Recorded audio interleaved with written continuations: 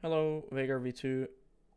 The patch 10.3 is out, and I'm going to be doing a little rundown on the patch. We shouldn't be seeing too much changes, but you know, maybe we will spot something that might change the meta or open up for possible new picks. So, without anything else, let's just get into it. So for champions, we are starting off with Akali. Akali's Q cost goes from 100 rank 1 to 120. This is pretty big considering how Akali loves to do Q auto Q level 1. Now she can't actually do that. She actually has to wait for some energy. That's pretty good. Like, if you go to Akali's wiki right now, right? I mean, it's probably updated now, I guess. You see here, like 200, right? So before, like, she could Q, then she could Q again. Now she can't do that. She used to have a very dominating level 1, especially versus melees. But with this change, you know, it can hurt that. And just throughout the game, you know, having to every time you use this Q, and you're going to use this Q a lot, having to spend, you know, 20 energy more on each rank, this is a lot. This is pretty big nerf. For W, she used to get 20 to 40% movement speed. Now she gets more movement speed, but it is decaying. It is on when you cast it. You know, like before you would always have the movement speed inside of the shroud. Now it is decaying. What this means, it's both a buff and a nerf. For team fights, it is probably going to be a nerf, because in team fights you spend a lot of the time inside the shroud. But for side laning or maybe escaping ganks and chasing people down, then this can be a buff. So that's nice. Target direction, target enemy champion. Around target range, 605.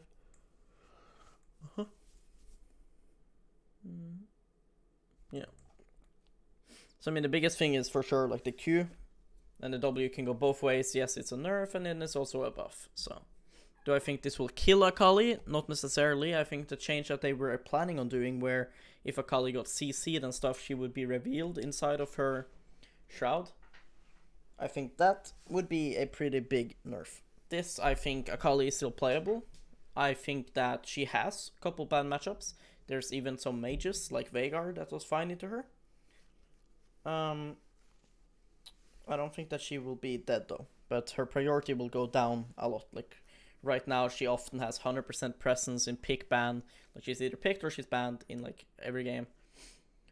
I don't think that will be the case, but I still think we will see Akali from time to time just because of how annoying her kit is to deal with, and she will still be able to be flexed like this. Aphelios. Ah, nice. So, you know, before he had infinitive range, you know, now he only has triple of what Caitlyn has. Like, you know, like Caitlyn's range, right? It's like 600 and something. Yeah, 650. Yeah. So he is basically getting triple. Almost triple. Like 100 less. Or some shit. So, is this gonna matter?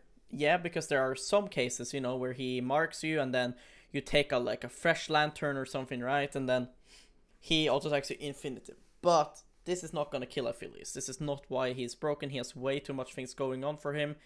The new AD carries, right? Like Senna's issue is that she is immobile and she lacks wave clear. Aphelios is also immobile, but he doesn't lack the wave clear part. This doesn't change any of this. He will still have massive range with this. He will still pretty much be a sniper.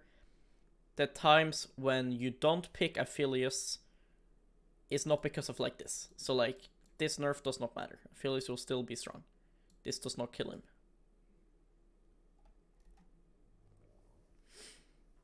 Another Azir buff coming through. Riot really wants Azir to come back. I believe Corki got buffed last patch too, and he's gonna get buffed here, maybe, or Corki got buffed a bit ago, and so did Azir. So let's see what do they do. 438 to 480. So that's another Q in lane for free, which can be nice, especially considering how they have nerfed his laning phase before. So getting an extra Q, you know, in terms of mana, can be pretty good for him. Yeah, he has another soldier on his ulti, which basically means he's wider, which helps him close off like certain like corridors and choke points. And that can help him a lot in a meta like this. Like right now in mid lane, we see a lot of Diana, we see a lot of Kiana, a lot of Pantheon, a lot of champions that's jumping all over the place, right? So Azir, who likes to have more controlled fights and don't really want to get flanked on and stuff, having this ulti now cover a little bit wider can help a lot versus these champions. But again, same thing with affiliates, this is not going to be another reason to pick Azir. It's just gonna be like this is how it's gonna go in drafts. Like Azir is gonna be a good pick, and then some guy's gonna be like, okay, I want to pick Azir here, and then there are, you know, then it's just like cherry on the top, you know, like a nice little buff. But if you're gonna pick Azir, you were gonna pick him anyways. You're not gonna be picking him because of this buff. It's a nice buff because they're not forcing Azir meta here by doing this. But, you know, with Azir being buffed here, Corki being buffed here, right? If they end up nerfing like Akali here, and then if we go through the patch and we see other mid lane nerfs, right? Then these champions that are getting buffed like this, like Ziggs, like I think Ziggs is pretty strong right now. When you're buffing all these champions like little by little and then nerfing the others, these guys are basically getting buffed twice. So yeah, it's a nice Azir buff. He's not going to be broken because of it, but he's starting to slowly make his way back into the meta, but he needs a bit more help. Corki W.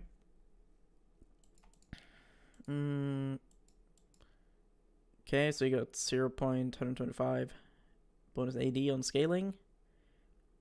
0.06 AP scaling, and then more burn duration.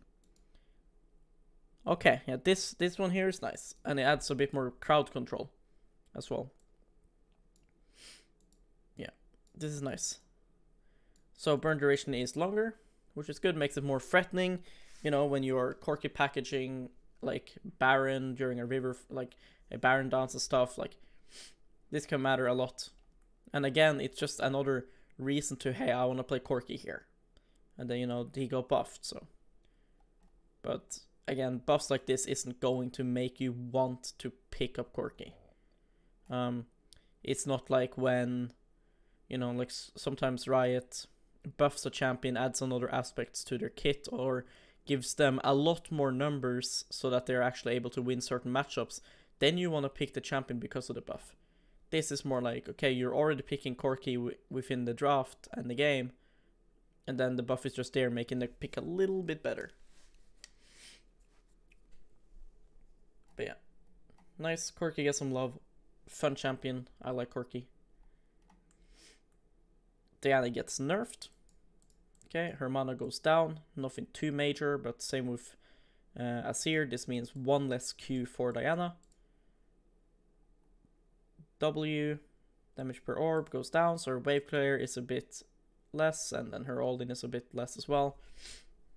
Overall, her mana pool and the W nerf, combining them, her wave clear is a bit weaker, but it is not going to be enough to kill her.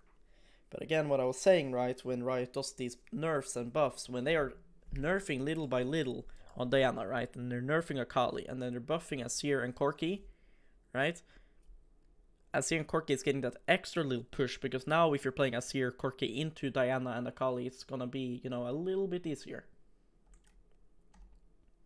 So, yeah. Diana will still be strong though. This is not gonna kill her. But you know, in a long like in a long 1v1, right, where you might get 2 Ws off, like in a Bruiser 1v1, or in like side lane where you're constantly all in each other, this here can start to add up. Jungle Echo, I don't know why they're nerfing Jungle Echo. I think Jungle Echo is extremely overrated. You know, it was niche when it came out because people were like a bit surprised.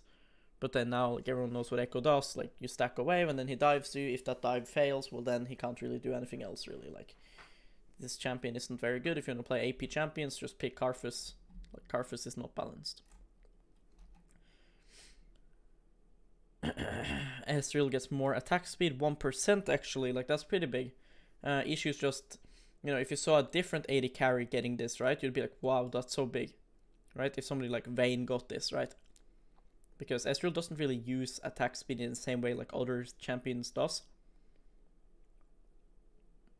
But yeah, mana growth as well, you know, helps him out. In the end, we'll probably give him a couple more Qs and can help him out with like the mana mune, maybe give him something there, I don't know. But yeah, again, this is just, you know, like the other buffs, mostly this patch just seems to be just small buffs to a lot of champions so that, you know, when you're already playing the champ, you have a little more to work with. This alone is not going to make you think, yeah, I'm going to pick Ezreal now. He's fucking broken now, this patch.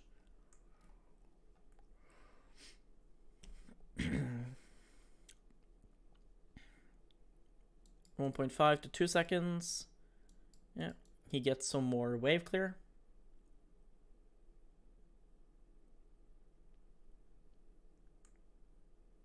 I guess. Okay. I mean, Galio has his place in the meta right now. Like, he's pretty good versus like these things like Diana, Akali.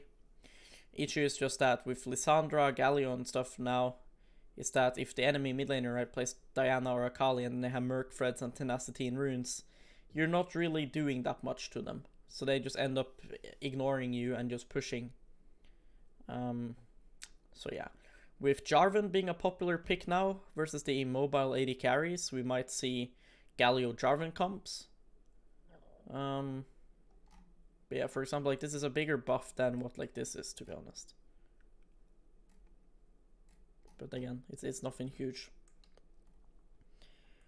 Leona W, well, this is a joke. Level 1, it's the same. 5 damage less. 10 damage less, then 15, and then at the end 20. This does nothing. You're not picking Leona for this anyways, and since it is no difference in level 1 and in like level 2, level 3, like you see, like how it's barely any difference there, it doesn't really matter, you know, that she loses this damage. If it was like it nerfs her level 2 all in and stuff like these kind of things, yeah, they would matter, but this does not matter. Let's see what else. The E is bigger. You see it's 10 level 1. Yeah. 10 each rank. So like it turns out like at the end here it is a weaker. But I think you also use E more than W. But yeah, in the end she loses damage. She's still gonna be a tanky motherfucker. Rushing stone plate. Being tankier than like full items Malphite. So Leona will still be broken. Just a little less damage, you know, which can be nice. You know, she is a tank, so she's not gonna completely one-shot you. She usually does 2 rotations of her E at least. So, her losing 20 damage on 2 E's, and then also, you know, losing like a couple, like 10 to 20 damage on her W. It can add up, save you 50 HP. Is this gonna mean Leona is dead? No, it's not. So far, the meta doesn't really look to change that much. Mainly looking at Akali as the potential like biggest change so far within this patch. It looks to be Akali. Everything else seems to be like the same right now. If you're playing Echo Jungle in the first place, then I don't know what you're doing. It's such a niche pick. Like it's not bad, but it's like B tier, you know. It's you have Karthus, you have Lee Sin, you have fucking Elise, Olaf, Gragas. They're all better. Jarvan, they're all better than Echo. Misfortune, here we go. Well, she needed a bit, the issue with MF is she gets so much shit for free. Like, she gets movement speed, like tier 2 boosts for free, and then she gets attack speed from that W. She has extremely low mana costs. She has, like, so much wave clear. She is allowed to ulti for waves without really getting punished. Only thing she's missing is dashes. Because she has mobility, she just doesn't have dashes. So, do I think this will ruin her? No. Do I think it will matter? Yes. But I don't think that she will be dead because of it. So MF is still fine. But, you know, when we have all these meta champions being nerfed, like small bits, you know, these champions that are like a little bit below them starts to come up a bit. Slowly but surely. Rumble gets more armor per... Okay, you have flat armor. They just rounded it up. 80 rounded up. W, please nerf him. Let's see. He loses bonus movement speed. Okay. And the shield. The shield is the same with max. That's good because what's oppressive, like Rumble doesn't max his ability. So him losing 20 rank 1 is really big. Like that's nice. Because here he has to start leveling it up to get back to where, you know, where it used to be. So this is good. This is good Rumble nerf. The issue with Rumble was kind of like what's the issue with Diana as well. They just sit there in lane, they ignore your poke, and then they go and roam. And you feel like you can't really do much. But with them now having less chance to escape because less movement speed, and also having a less shield, this means that when you're playing things like Orianna, Ryze, Cassiopeia, Syndra into things like Rumble, you feel like you have a lot more room to bully. And that's great, because that should be the counterplay to these champs. It's a pretty big Rumble nerf. It's bigger than the other nerfs. But yeah, still Akali is pretty big. Well, we have to be careful about buffing Sejuani, because with Diana, Kiana, these kind of champs, Sylas and stuff coming back into mid lane and top lane, and you know, quickly we will see Sejuani and double bruisers be meta again. So let's see what they do. She used a 0 bonus level 1. Now she has 10. Okay, helps her clear speed a little bit. Nothing too major. Let's see here.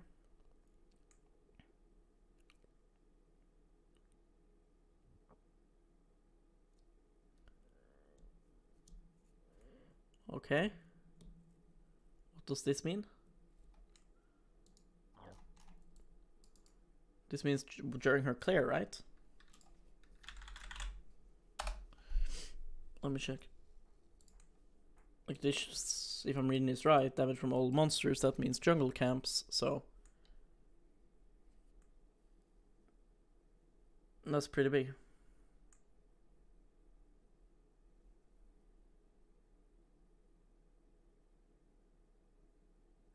Well, let's see.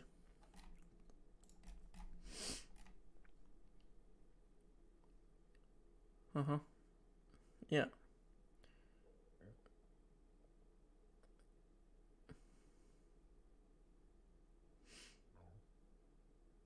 Yeah, so now she loses this while she's doing her jungle then, I guess.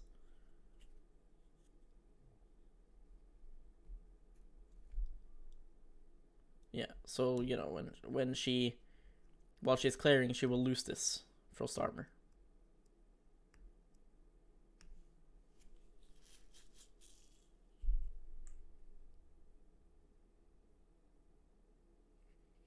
Okay.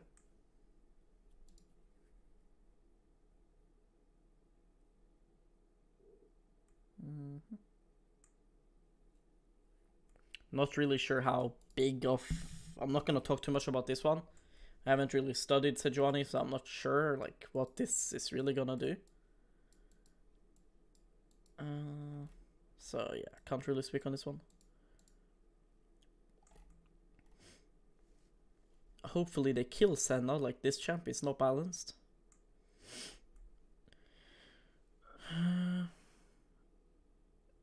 20% chance on minions where Senna doesn't kill it. Yep, that's what it used to be. Now it's 25% on minions Senna doesn't kill. And 1.6%. Okay, and before it used to be 100. So this is buff to support. And nerf to 80, I guess. Well, we love Senna's flexibility as both as marksman. He's a little too strong as the former. We're adjusting the mist. Yeah, but what ends up happening here, like what you can really easily abuse here, is that you can just end up getting like support item on Senna, and then just not farm, and then your support farms and you only farm a little bit, and then you end up getting more souls and you actually end up having more stats than what the gold would give you anyways. So that's what Riot fucks up a little bit about here. So I'll be testing around with that, but that is something they have to take into mind. But let's see what they write here before I speak too much on that. Minion kills via spoils of war. Yep, early shield, blah blah. That Senna gets credit for. Now counts as kills per Senna. Yeah, that's what I was talking about. So never mind, scrap what I just said. But what this still does mean is what you can abuse on Senna later on, like when you're A-ramming and stuff, you know, is just letting your teammates get the minions, right? Like your mid laner and stuff, like if you have a Ziggs mid lane or some mage that can't really side lane, you know, let that guy get the gold and then you're just picking up so much souls. So I guess that's the play. And then later on, you know, when you have full build Senna, you just don't farm at all, catch all those souls, enjoy free win. But this is smart. This Riot counters what I wanted to do here. But still, buff for Senna support, pretty decent nerf to Senna AD. One of the bigger nerfs here. Okay, his health regen takes a hit. This is nice. This is going to hurt his Soraka matchup a lot. Soraka, his top lane, is something we see play a lot now. And it's something people are playing into Set. But Set could usually just go Doran's Shield, sustain with his passive and stuff. Have second wind, and he could just ignore the Soraka for the most case. This will help a bit in that kind of matchups for the Soraka. So yeah, it gives him some more counterplay, because in my opinion, Set is really, really strong at fighting people in melee. But the issue is when you are really strong in melee, you should be hard punished by ranged, or champs that don't need to commit into you. So nerfing his health regen is a good way to go. That's a good balance change. Let's see what else they do. Cooldown 2 more on his W. And 4 more at max. Holy moly. Well, I like that because we saw this in LEC and in Pro Play, where these sets would use W to poke and stuff, and it would fuck them over, because if his W is down, Set can't really do much in a trade. So now you have to be a bit more careful about that. You're kind of forced now to sit on your W, at least in most matchups. You can't really use it to poke much. It's a bit more risky to do so. So that's nice nerf. I think this champ is fine. I think if you leave him like this, I think it's completely fine. He will have his times in the draft to be picked, but he won't be as oppressive anymore. I think this is good. This is good. It's good nerf. Okay, they're actually nerfing Sona. That's a bit cringe. Self-movement speed, 25%. Plus, yeah, that goes down as well. And then 5%. This doesn't do that much. Like, the whole Sona top thing is just a good... Like, what Riot should instead realize is they should go and look at high elo games where people are playing Sona top lane and Bard top and shit like that, where they are literally not fucking laning. They are just going top lane, getting like level 3, level 4, and then they're just running around the map. They're not going back to top lane anymore. And if they're able to win with that in Challenger Grandmaster, there's a massive problem, because it's not like they are being smart. It's not like they are stacking 2 waves into top lane and then resetting and they're able to roam because of that. No, they're just not farming. They're legit A-ramming in bot lane at like 3-4 minutes. Like, that should not be a strategy. It is unfun, because as a top laner then you're only praying that your teammates are not complete morons. And it creates a very negative experience for everyone, because bot lane isn't having fun. They're laning versus 3 people. Top lane is not having fun at all. Junglers feel like shit. So Riot should look into that instead of just nerfing Sona. Because people will still run around do this. Maybe not as successfully, you know, it's 5% less, but you still have the 20% extra movement speed here, so that's the main thing. Either Riot has to make it more rewarding to stay in lane. Like, what Riot really fucked up with is they made it so that plates give less gold and that they're so goddamn tanky that even when you are doing this kind of strats where you're not laning, you're actually not even losing your turret that quickly. So, yeah, for Riot to kind of fix this kind of strats, they need to make plates more worth. Because otherwise people are just going to leave their lane. And then the guy who, you know, isn't laning versus anyone doesn't actually get that ahead. Let's see. Yuumi. 275 to 220. Holy moly. What else happens? Plus, okay, target's current health. So, you know, if you're hitting tanks, I guess. Or, I mean, just tanky people in general that generally stays on like full HP. Then it can be good. Maybe like versus Soraka teams that just get perma heal up, it can be nice, but again, they will just heal up to poke back, so never mind, scratch that. But versus this kind of like, maybe versus Braum, you could maybe go like Yuumi. I think that could work. 90 all ranks, sure, less mana cost later on. 5 more early game doesn't matter that much. So this is fine. Losing some base damage though, that sucks a bit, especially as a support. But hey, you know, if this one here turns out to be good, like I'm not a mathematician, but so I can't really tell you if this is more worth than this, but 55 base damage is quite a lot. W. New. Silence no longer counts as an immobilizing effect that places you and me on a 5-second cooldown. Okay. Alright, a little buff there. It just feels so clunky when they added the channeling part of your W. It just feels so clunky to play her now. You know, it's too easy to counter her. Like, you could already counter Yuumi when you're playing things like Volibear and Fiddlesticks. But now it's just too easy to counter it, you know? So it feels really, really boring.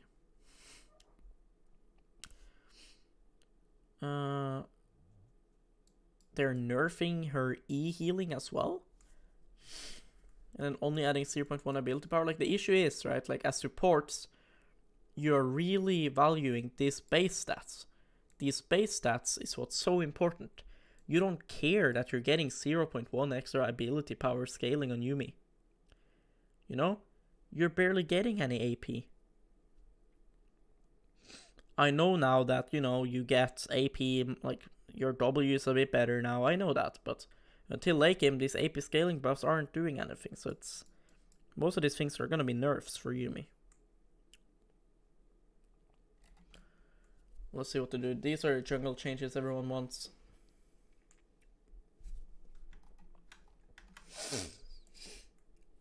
$10 extra per large monster.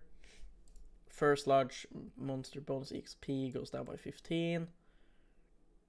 Meaning gold penalty, that's like for the funneling things. 10 less gold was before, and then it's remove the item completion. 13 less gold from lane. Removed at 14 minutes. Well, there you go, guys. There, Riot has removed yet another fun and different way of playing the game. Sure, some of you may hate funneling, but you know, it is the only kind of different way to play the game right now. Like, there's a couple others that I can't really talk about because, you know, I kind of want to keep them for myself, but you know, funneling was the whole like different way of playing the game, and seeing Riot constantly attack it is a bit sad, but whatever. Can you work your way around this? Well, let's find out. So you get 13 less gold from lane minions if more than half of your farm gold is from minions. So it's the same as before, just that now it no longer gets removed on item completion. So I'm guessing what you have to do now is, for example, you have to come up with some kind of routine, if you want to call it that, where you farm, let's say, 3 jungle camps and then away mid. Then you farm another 3 jungle camps, then away mid, you know? So it's like semi-funnel. I'm sure I can still funnel with this. I always find a way to do something that makes Riot upset. So I'm not too worried. But yeah, just a bit sad that it's like this, but whatever. Krug camp goes up. Gold goes up. Large Krug goes down. Okay, so these ones have more value. What this ends up meaning is a lot of people would just take the big Krug and stuff and just fuck off and leave the small ones to despawn. Now you actually kind of need to take them. So yeah, this is both a buff and it's a nerf. It's a buff for champions like Shyvana and Olaf that clears quickly. Champions like Xin Zhao, Camille, Lee Sin, they will hate this because sure, you are getting more EXP, but you would much rather want to spend that time, you know, covering lanes, trying to gank, having impact. So I don't think that these jungle changes are actually going to do much. It's going to make people try Karthus, and then people will see that Karthus is broken. I've been saying this for so long, this champion is not balanced. So these are Karthus buffs, but it is nothing huge. Like, these jungle changes are not big. Like, they really are not. How does it scale, though? Yeah, I mean, the scale's decent, but nothing that looks too crazy. All of this we don't give a fuck about. ARAM balance changes, nobody cares. Bug fixes. Baron Nashor no longer damages or grounds. Okay. Alright, these are the new skins. Enjoy them. Nobody cares. Okay, so what does all of this mean? What this means is Akali got hit really hard. Senna AD carry got hit quite hard as well. Senna support gets a buff. Not too sure about Sejuani. Rumble will be easier to bully in lane. Misfortune is pretty irrelevant nerf. You know, the reason why you don't pick MF is if the enemy has, you know, Jarvan, Braum, these really like multiple chances to just fuck you over. Then you don't really want to play Misfortune. That's it for Misfortune. Like, if that's not the case, you would still pick Misfortune because this champ is just really strong. Galio, you know, you would want to pick Galio if you have a Jarvan on your team, and then maybe you're against Akali, these kind of things. Leona is still going to be cancer broken. Ezreal is still shit. Maybe you would want to pick Ezreal into like Jarvan comps so you have some mobility, but that's pretty much it. If you're playing Echo jungle, I don't know what you're doing. Diana is still broken. So main things to take out of this patch is, you know, if you're already playing Azir, if you're already playing Corki, now is the patch to, you know, still play them and enjoy the small buffs, but for the most case, meta will be the same. The holy trinity of AD carries are still really strong. The older AD carries didn't get buffed, so that's not really going to change. Maybe we will see things like Varus come back a little bit. Varus is already quite a decent pick, and it is good into the likes of things like Senna. So is Senna being nerfed, then you could maybe pick up Varus. You know, I think Varus will get, you know, bumped up a little bit here because of all of these nerfs. But yeah, like this, like it's laughable. It's laughable, to be honest. How we need to go through another patch of these holy trinity of champions just being broken. Like I'm sure they could remove 10 damage on like each weapon and this champ would be strong. Like, you know, this is laughable because this range is still almost infinite. So yeah, hope you guys enjoyed the patch rundown. Bit disappointed, bit of a boring patch, but glad to not see that much Rumble mid anymore. So yeah, time to play some fucking Karthus, guys. See ya.